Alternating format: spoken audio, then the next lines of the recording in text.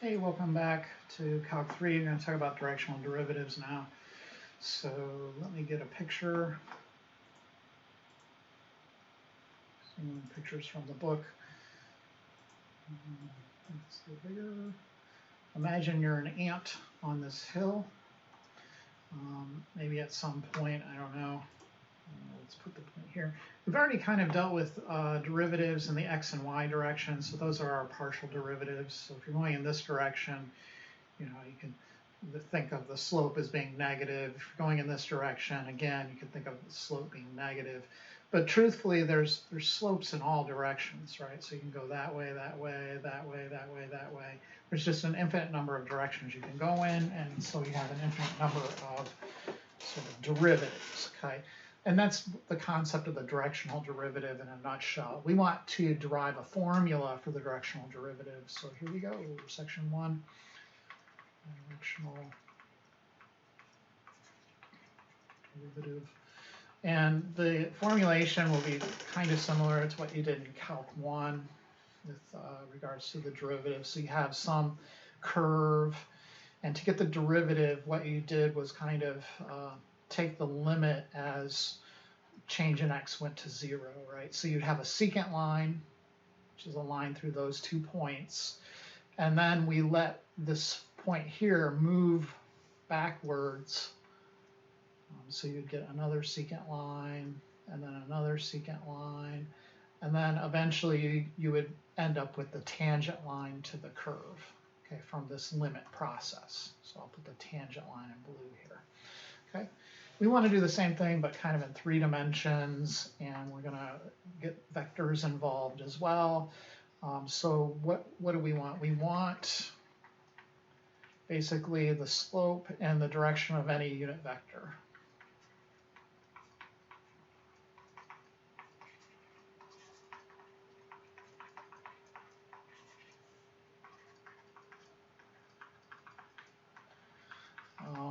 We're going to assume that the vector that we're working with is described in angles here. So u is going to be cosine of theta I plus sine of theta j.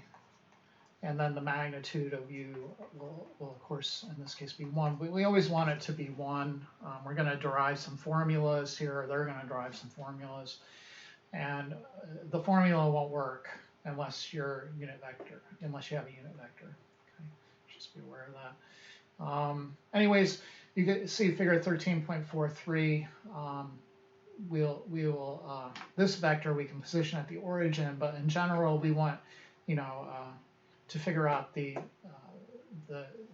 derivative for any point x, y in the plane.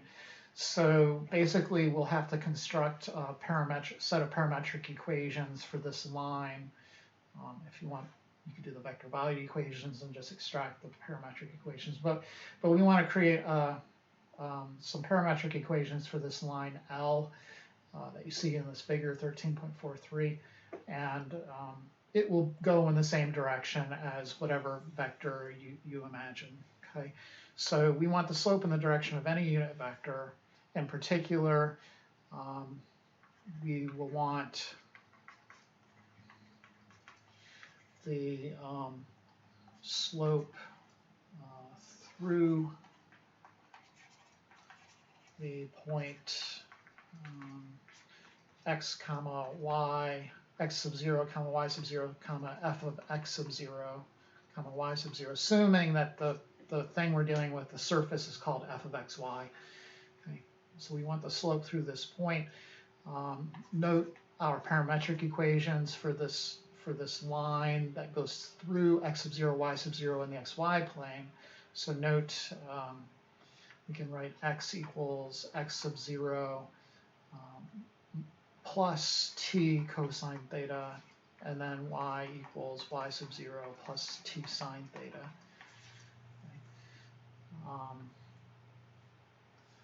Then note the equation of the secant line through 2 particular points. So just like up here, we have these 2 points, f of x, and then it's x comma f of x, right? And then you have x plus change in x comma f of x plus change in x. We basically, back in Calc 1, the secant line of those 2 points was the difference quotient that we used in our derivative. So it would be f of x plus change in x minus f of x all over change in x. And then to get the slope of the tangent line, we took the limit of that thing as change in x went to 0. So we kind of have to pull the same business now in this three-dimensional setting. I don't think the book does a good job with their little pictures, so let me augment their picture just a little bit. Where did it go? Oh, there it is. Let's move this down here and inflate it a little bit. Okay. So what I'm after is the secant line going through these 2 points on the surface, an equation for that secant line. This guy right here, it's going through those 2 points. Okay. So note the equation of the secant line is f of x comma y minus f of x sub 0 comma y sub 0 all over the distance between those 2 points. And for that, you need the distance formula. So you'll get x sub 0, or x minus x sub 0 rather, squared plus y minus y sub 0 squared. And you can simplify the denominator using those parametric equations. If you just note these guys, y minus y0 and x minus x sub 0, those things are just t cosine theta and t sine theta, right? So this formula then becomes, going back to black, f of x comma y minus f of x sub 0 comma y sub 0 all over the square root of t squared cosine squared theta plus t squared sine squared theta. You can factor out the t squared and you just have the cosine squared theta plus sine squared theta. And then from the Pythagorean identity, that's just equal to 1. Okay, so it's just square root of t squared. If you assume that t is positive, the secant formula is f of x comma y minus f of x sub 0 comma y sub 0 all over t. We can then replace x and y with from the parametric equations. This will be f of x sub 0 plus, so from above, t cosine theta, comma y sub 0 plus t sine theta, and then minus f of x sub 0 comma y sub 0 all over t. And now it looks a lot more like the difference quotient. And then we'll take the limit as t goes to 0, and you basically get the directional derivative in the direction of that unit vector. Okay, so taking the limit,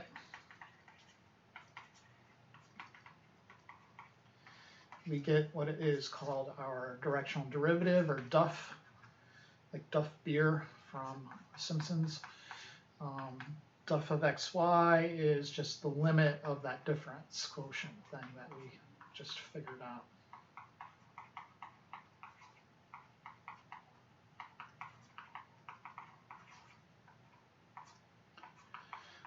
Of course, you're not going to go to this formula all the time, every time you want to get a directional derivative. What instead we'll have is kind of a working definition, which they derive for you here in theorem 13.9. Above, they give you the, where the heck do they give you the proof of? Oh, it's below it. Okay, I'll let you read the proof. I don't want to lose you at this point. We'll just kind of hand this formula to you and say, this is your workhorse. Okay, theorem 13.9. We note, given a unit vector, cosine I sine theta j, our directional derivative Duff is at x comma y is just going to be the partial derivatives times cosine theta and sine theta. So you get f x, xy, cosine theta plus fy xy sine theta. And if you want to know why, you can read their explanation below. It's kind of interesting, but it's just don't want to spend time doing it right now. Okay, so let's go ahead and do some of the homework problems. So we're finding directional derivatives. So they can give you a vector, they can give you some points, and you have to produce the vector, but whatever vector you use, make sure it's a unit vector, okay? So like number 1, what do you got? 2 over 4 plus 2 over 4. I'm looking at the magnitude of the vector v in problem 1. That's just going to be 1, right? So that one's a unit vector, and there's really not an issue. So problem 1, f of x comma y equals the x cubed minus y cubed.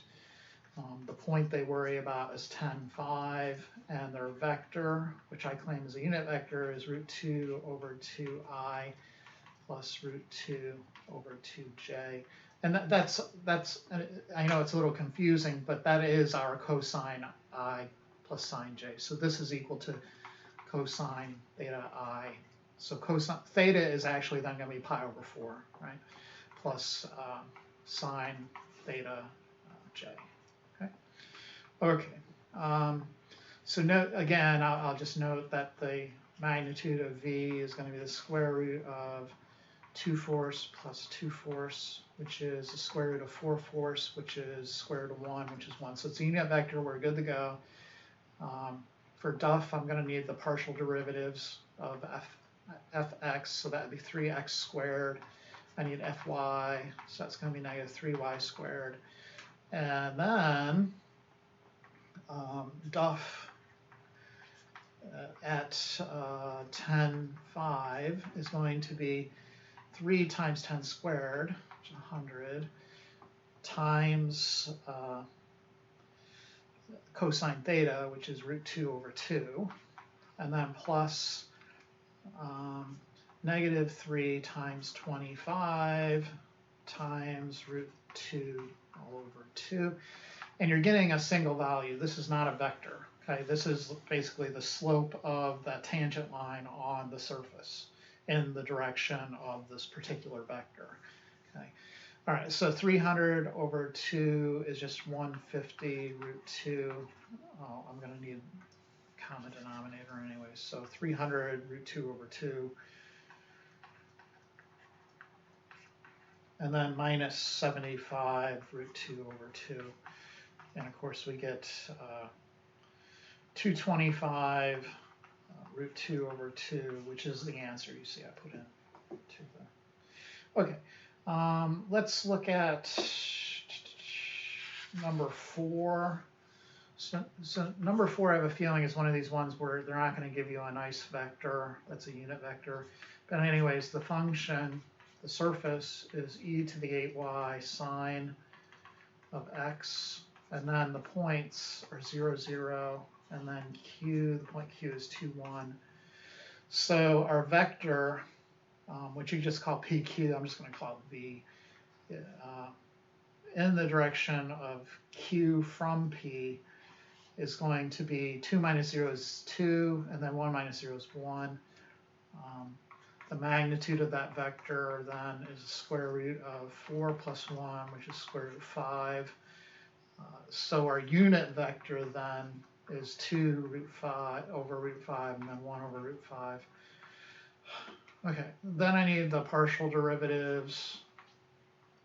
So this would be e to the 8y cosine x, and then the partial with y is 8e to the 8y sine x. And then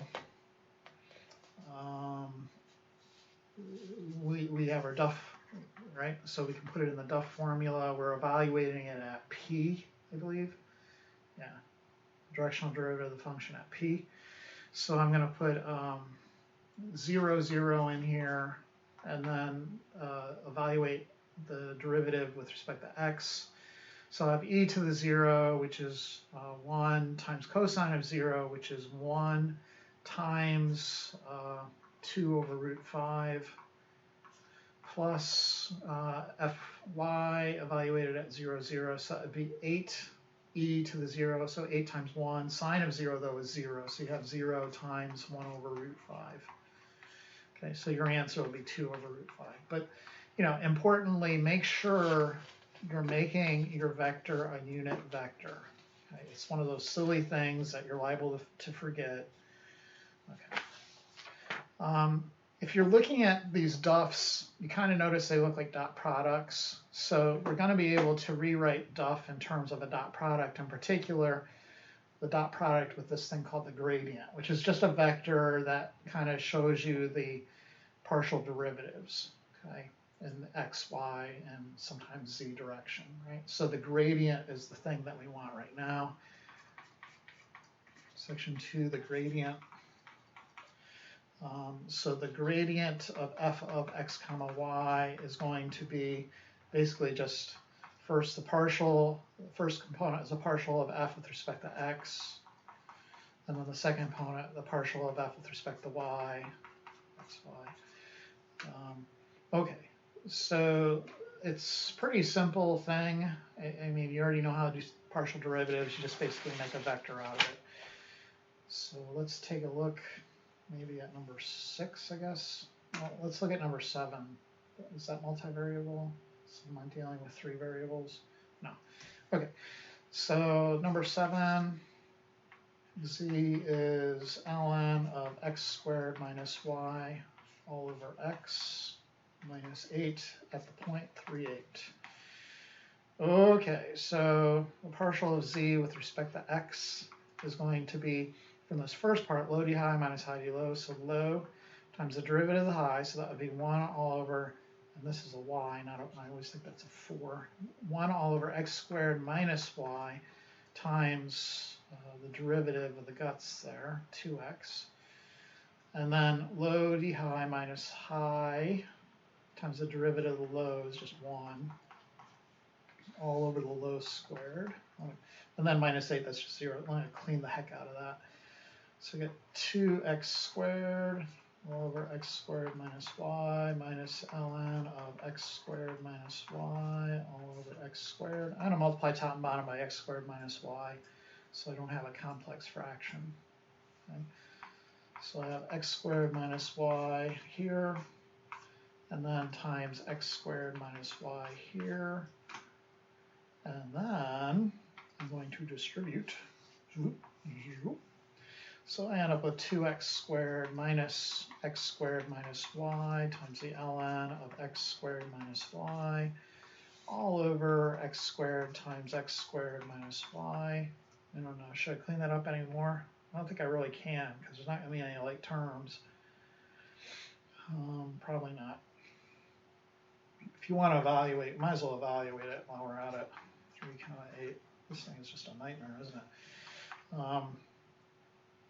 That will equal 2 times 9 minus 8 is just 1, and then ln of 9 minus 8, that's the ln of 1. ln of 1 is 0, so that whole second part is 0. All over, again, 3 squared is 9 times 9 minus 8 is 1, so I'm going to get 18 over 9, which is 2. Oh, that's not so bad. I need the partial with respect to y for the second component. So that should be 1 all over x times 1 all over the guts of the natural log times the derivative of the guts with respect to y. So that would just be negative 1, not y.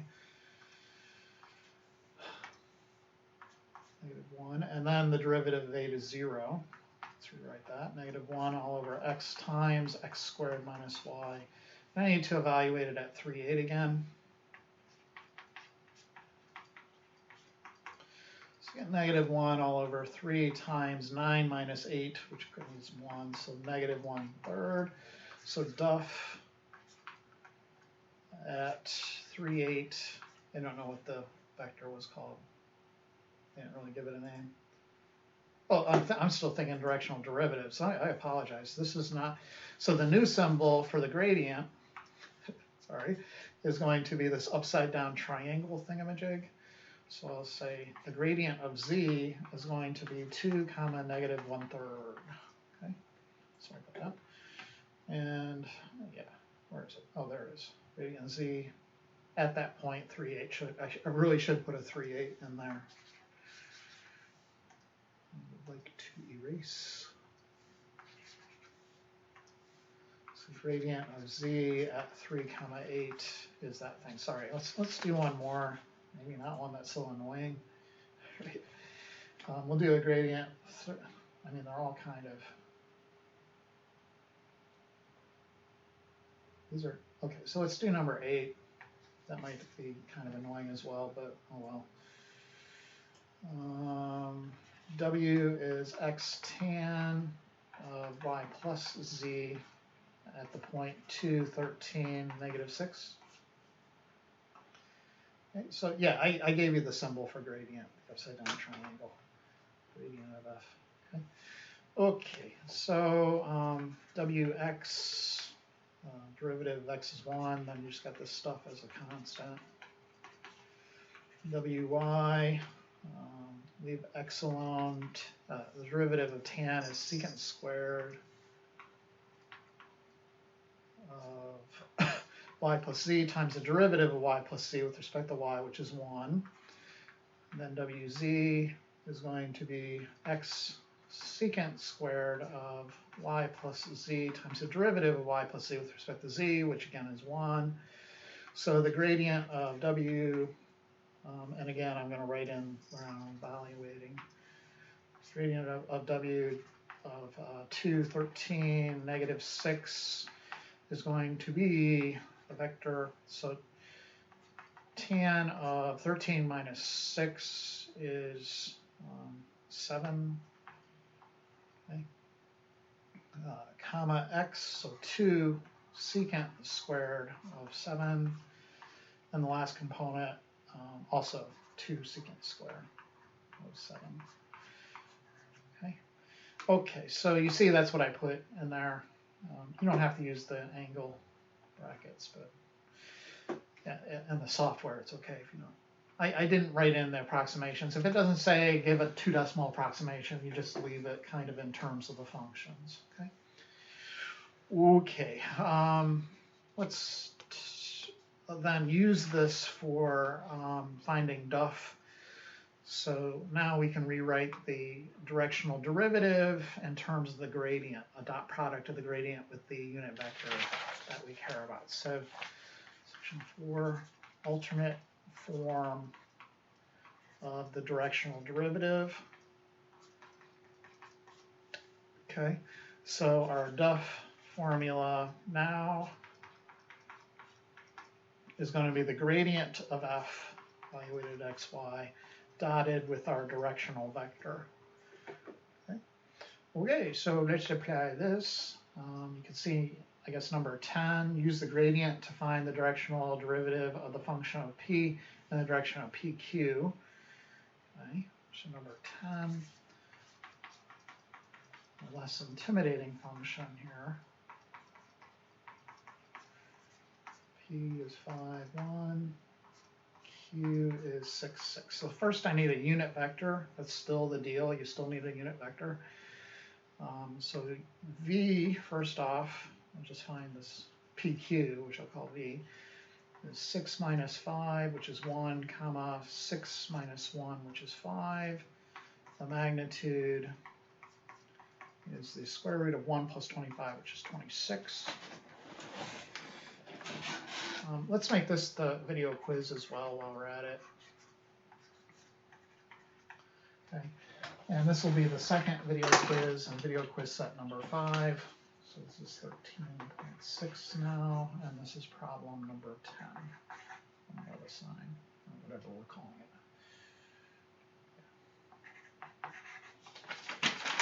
Okay, carrying on then. I need the gradient of f.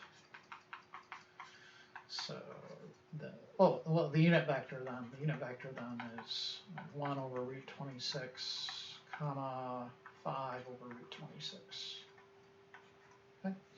Okay, so the gradient of f then is 6x, And then with respect to y, the derivative negative 2y. Right? So our duff at the point, we want to use the first point, 5, 1, is going to be equal to the gradient of f evaluated at 5, 1, dotted with our directional unit vector in the direction that we care about. So this will be then 30 comma negative 2 dotted with 1 over root 26 comma 5 over, sorry, I was just thinking of something that happened earlier. Actually, it wasn't funny, but 30 over root 26 minus 10 over root 26, which will give you 20 over root 26 for your final answer. Okay. Okay. Other applications of the gradient then, or in other words, the properties of this thing. The properties of the gradient. So first off, if the gradient is equal to the 0 vector, then the directional derivative will always be 0. Okay, so you'll be moving kind of horizontally in any direction that you choose. So if the gradient of f is equal to the 0 vector, then duff is equal to 0 for all u. Okay.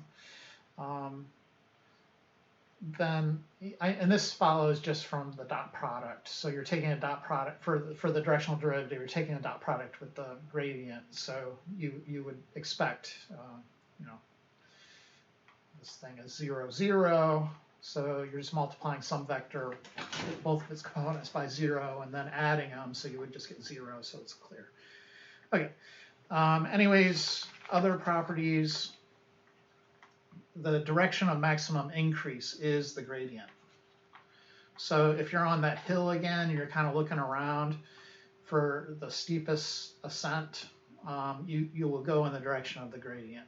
The direction of maximum increase is delta f. Okay. The magnitude of the duff then in that direction, so the maximum of duff is equal to the magnitude of the gradient. So if you want to know the value of the slope and the direction of maximum increase, you could just take the magnitude of the gradient. Okay.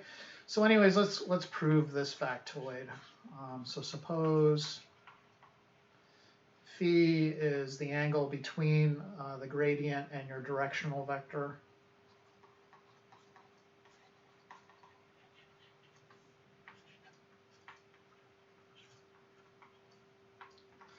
By definition, then, this new definition we have with the dot product, duff is equal to the gradient of f dotted with u.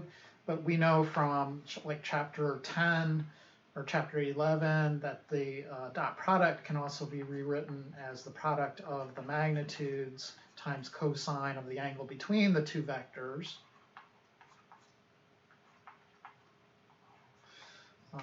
Because the unit vector is a unit vector, this magnitude here will equal, drumroll, 1. Okay. So this will just be the magnitude of the gradient of f times cosine of phi. And then the maximum value of cosine is 1 when phi is 0. In other words, when the gradient and the direction that you choose, when the angle between those two is 0, then the directional derivative will be maximum. Okay. Okay, so let me write that. This value will be maximum when the angle between the vectors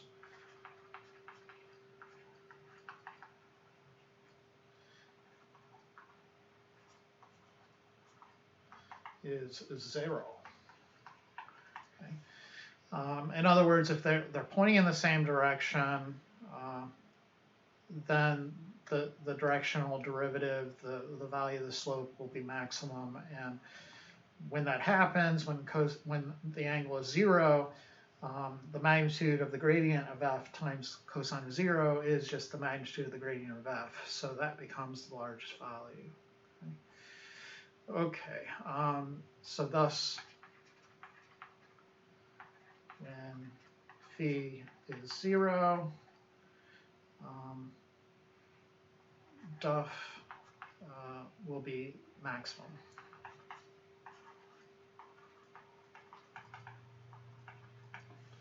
And of course, the maximum is the magnitude of the gradient. Okay.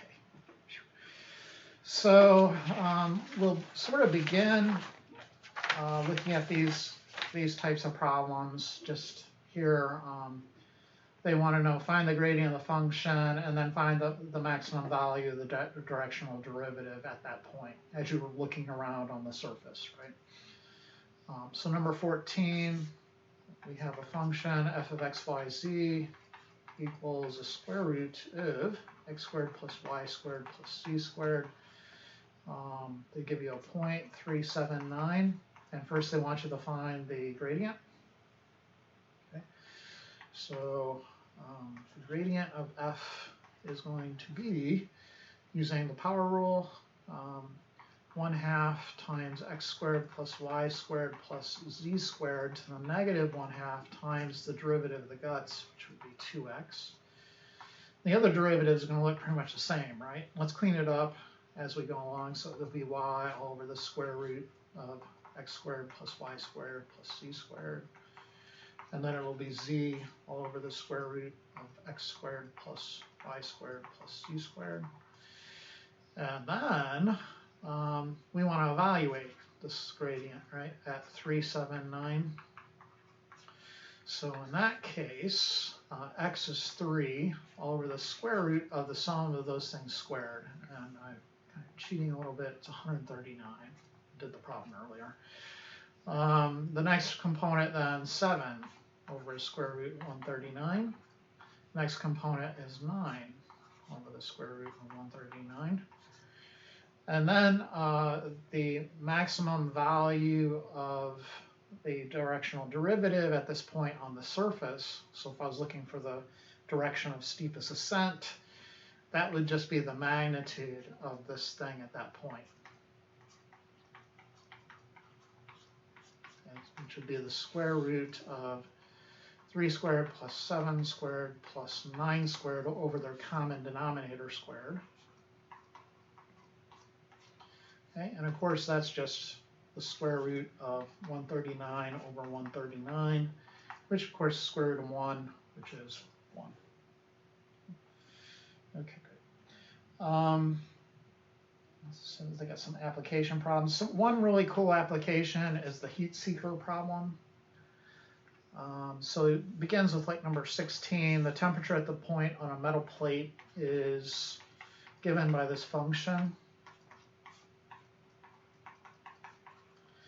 Find the direction of greatest increase in heat from the point 1, 2. Okay. So which direction is this heat-seeking particle going to move on the metal plate? So the gradient of T, just abstractly now, let me rewrite this as x times x squared plus y squared. I'll probably end up, for the first one, just do the quotient rule. So low times the derivative of the high minus high times the derivative of the low with respect to x over the low squared. And then with respect to y, it'll be negative x times x squared plus y squared to the negative 2 times 2y. And then we want to evaluate it. Well, let's clean it up first. So we get x squared plus y squared minus 2x squared is y squared minus x squared. And then the other guy, negative 2xy all over x squared plus y squared squared. Okay. Right, so Gradient T at 1, 2 is going to be 4 minus 1 in the numerator, so that would be 3 all over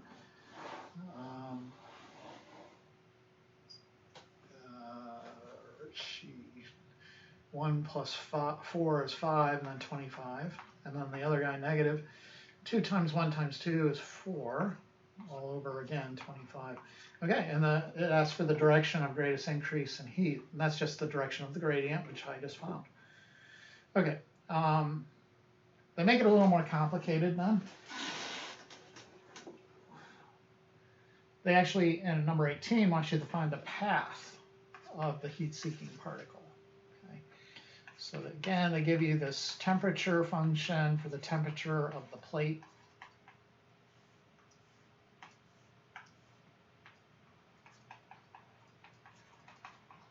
And a point on the plate, your starting point. And they want to know the path that the heat-seeking particle will take. Okay. So the path of the particle, abstractly, we can think of as a vector value function dependent on t. So we'll have some x of t, comma y of t. And what we want is for the tangent vector of that curve to equal the gradient. We want the tangent vector to point in the direction of the gradient. So let's first get the tangent unit, although we don't need the unit tangent vector, we'll just get the tangent vector. So that would be x prime of t, comma y prime of t. And what I'm saying is that we want this thing to be the same as the gradient of t, which is negative 8x, comma negative 4y. Okay, so what you can do is form an equation, just equating this to this, and also this to this, and doing it all at the same time. You can kind of put the y prime of t, which is dy with respect to t, all over the x prime with respect to t, which is dx with respect to t, and set that equal to negative 4y all over negative 8x. Simplifying a little bit, what you have is a differential equation. Dy over dx equals y all over 2x. And then you could separate it. So you get dy all over y equals dx over 2x. Then you can integrate. So you get ln absolute value of y equals 1/2 ln absolute value of x plus c. Exponentiate it. Over here, absolute value y over here. You have to first do a power rule, and then you can simplify. So let me do that first. E to the ln of x to the 1/2 plus c, or you can write it as e to the c. Drop the absolute value, you get y equals plus or minus e to the c times e to the ln of x to the 1/2. The e and the ln's cancel, and you're just left with the x to the 1/2. Then you can rewrite that as y equals c x to the 1/2. In order to make it clear that we're dealing with both branches of this thing, so we're going to square both sides. All right? So you'd get y squared equals cx. Then I'm going to use that initial point as my initial value and plug it in here and solve for my path. Okay, so my initial point is 6, 6. If I plug that in, I get 36 equals c times 6. So c will equal 1 over, or rather 6. It's just equal to 6. C is equal to 6. And then I have y squared is equal to 6x. And that's the path of the heat-seeker, the heat-seeking particle. And you can kind of extrapolate that to the idea of, heat-seeking missiles and stuff like that. One last thing. The gradient is always going to be normal to level curves. So what do I mean by that? So section 6, one last thing. If the gradient of f is not equal to 0, then the gradient of f is normal to level curves. Right, so for example, let's say we have f of x comma y equaling x squared plus y squared. So this would be a surface, but we can say, let's look at the level curve c equals 25. So in that case, you'd have x squared plus y squared equals 25. And we can graph that level curve. 1, 2, 3, 4, 5, 1, 2, 3, 4, 5. In the xy plane. C equals 25. And then look at the gradient vector at any point on that. So, for example, at the point 3, 3, 4, let's get the gradient first. So the gradient of f is going to be 2x comma 2y. And there's that part. So the gradient of f at 3, 4 is going to be 6 comma 8. Okay. So if we go and graph that, so 1, 2, 3, 1, 2, 3, 4 is this point. And then I want the vector 6, 8. So, 1, 2, 3, 4, 5, 6, 7. Whoops, I went too far. 6, and then 1, 2, 3, 4, 5, 6, 7, 8. The vector would look like this. And you notice it's orthogonal or normal to the level curve. Okay? And we use that idea sometimes in the proof part, the proofy part. So, okay, that's pretty much it. Did I give you the video quiz? Yeah. Yeah, okay, we're good. Okay, as usual, thank you for watching, and I'll see you next time.